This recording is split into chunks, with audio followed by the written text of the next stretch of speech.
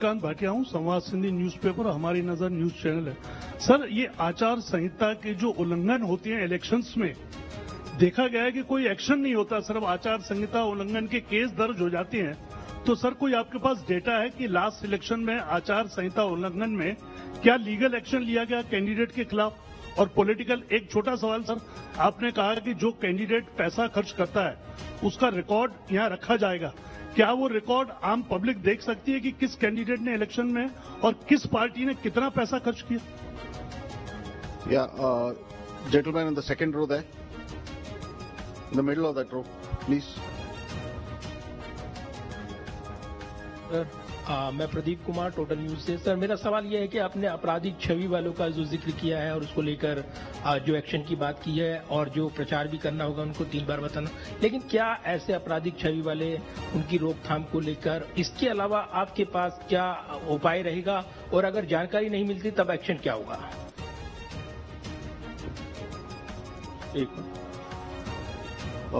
The lady at the back over there. Yeah.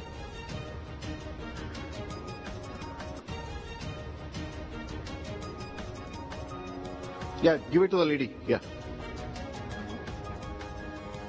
I'm Neetu Jain from The Wire. मेरा सवाल erectile roles की purity को लेके है। आपने बोला है कि जो BLO होगा वो जो डेटा है वो अपडेट करेगा। सवाल ये है कि BLO कितना कंप्यूटर savvy है ये डेटा अपलोड करने के लिए, और ये डेटा वो खुद अपलोड करता है या is it outsource to somebody else जो ये काम करेगा? और if it is outsourced, then what is the procedure that is followed for outsourcing this work to somebody who would be uploading this data? Thank you. Just we'll have another round later. Okay. Chhattisgarh में चुनाव के विषय में आपने प्रश्न पूछा। देखिए, हर नागरिक को, हर वोटर को हम रजिस्टर करें और हर वोटर के पास में हम बूथ लेके जाएं ताकि वो अपना वोट डाल सके और उसको सारी सूचना जो उसको इन्फॉर्म डिसीजन लेने के लिए आवश्यक है वो उस तक पहुंचाएं। Phase 1, phase 2 in all the elections that will be done, और उसके लिए व्यापक व्यवस्था की गई है। इसलिए हमें सबको अपील है कि वो सब वोट देने आए और जो जहां भी जितनी भी सुविधाएं और जितनी भी सुरक्षा देने का जरूरत है वो असेसमेंट करके उतनी वहां प्रोवाइड की जाएगी। कैश और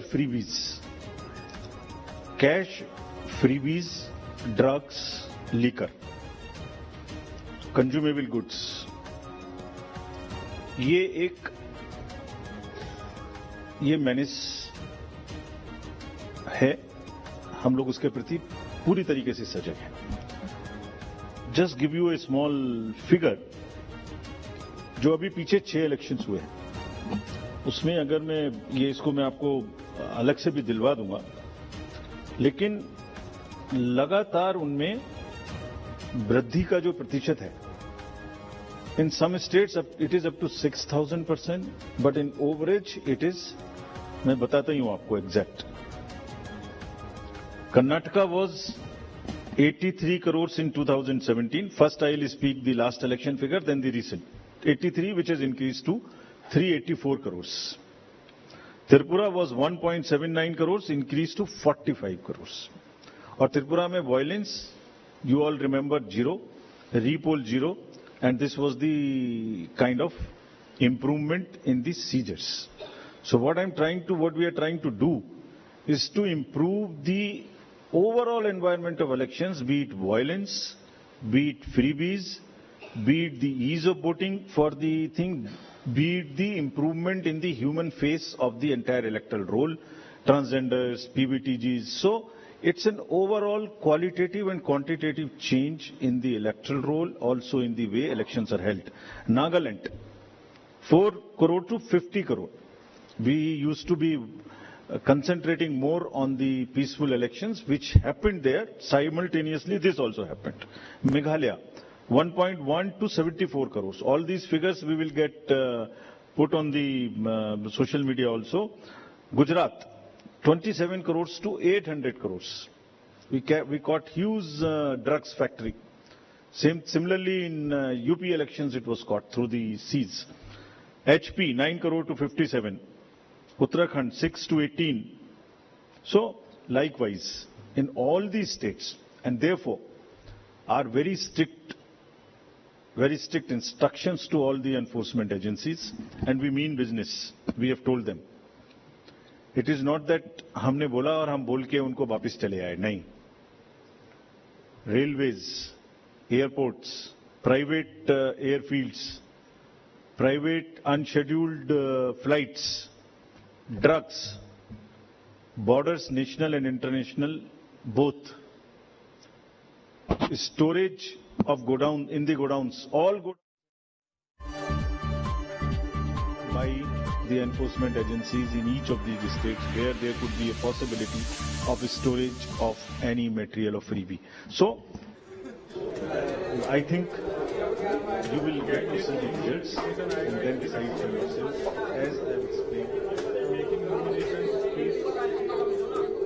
तो ये तारीखों का ऐलान हो गया है और ये तस्वीरें आपको हम दिखा रहे हैं छत्तीसगढ़ की 7 नवंबर और 17 नवंबर 3 दिसंबर को मतगणना हो जाएगी। रिजल्ट सबके सामने आ जाएंगे।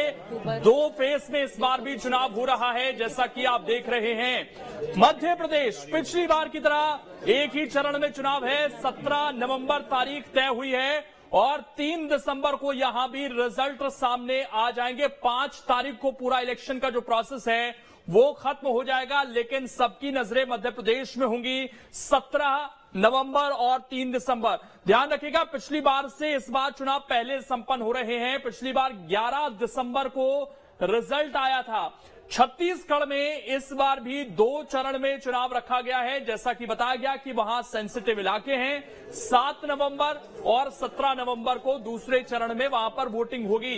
ये छत्तीसगढ़ की हम तारीख आपको दिखा रहे हैं। इसी का इंतजार हो रहा था और 3 दिसंबर इस डेट को नोट कर लीजिएगा, क्योंकि 3 दिसंबर को तमाम जो चुनाव लड़ेंगे लोग उनकी धड़कनें तेज रहेंगी और ये तय हो जाएगा कि इन 5 राज्यों में किसकी सरकार बनने जा रही है। और मध्य प्रदेश में बड़ा टक्कर का मुकाबला यहां पर रहेगा, जैसा पिछली बार देखने को मिला था। क्या वैसी ही स्थिति बनती है इस बार के चुनाव में भी? दूसरा सवाल, एक छत्तीसगढ़ को लेकर भी एक तरफा चुनाव था पिछली बार। 60 से ज्यादा सीटें, सोचिए 68 सीट तक कांग्रेस पहुंच गई। छत्तीसगढ़ के इतिहास में सबसे बड़ी जीत दर्ज होती है। क्या उसको रिपीट कर पाएगी इस बार कांग्रेस? ये सब पता चलेगा 3 दिसंबर को। चुनाव आयोग ने पूरी जानकारी अभी दी। थोड़ी देर पहले आपने राजीव कुमार को सुना, मुख्य चुनाव आयुक्त को, और उन्होंने बड़े बारीकी से पूरी जानकारी दी। 7 नवंबर और 17 नवंबर इस बार भी 2 फेज में ही चुनाव होगा। न्यूज स्टेट पहले ये जानकारी आपको दे रहा था और जाहिर बात है जो बड़ा इलेक्शन होगा वो देखना है कि 17 को होता है 7 को। इस पर भी अभी जो डिटेल जानकारी है वो थोड़ी देर में आ जाएगी। लेकिन मध्य प्रदेश में बड़ा राज्य है, 5 करोड़ से ज्यादा वोटर हैं, 5.5 करोड़ से ज्यादा वोटर हैं, लेकिन वहां पर एक ही चरण में वोटिंग होगी और 3 दिसंबर को रिजल्ट सामने आ जाएंगे। तो ये तारीखें आप नोट कर लीजिए। 17 नवंबर मध्य प्रदेश, जब किस्मत कैद हो जाएगी ईवीएम में, तमाम जो प्रत्याशी चुनाव लड़ेंगे।